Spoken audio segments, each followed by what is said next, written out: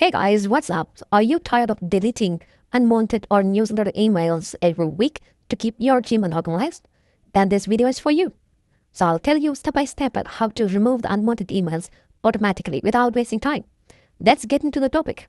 Step 1.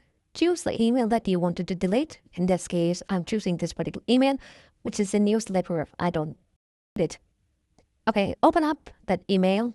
Click on the three buttons on the right and you see a list of menus there, and choose a menu called Filter Messages Like This. Click on that and it opens up an advanced search option. And in these options, on the hash the word, type the word older_than colon 2 days, 5 days, or even 10 days. It's up to you.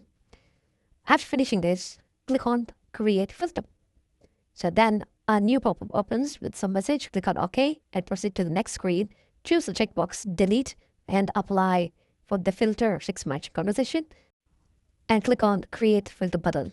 And upon clicking on this button, it will already execute and remove those 6 emails because all these emails are 2 days old.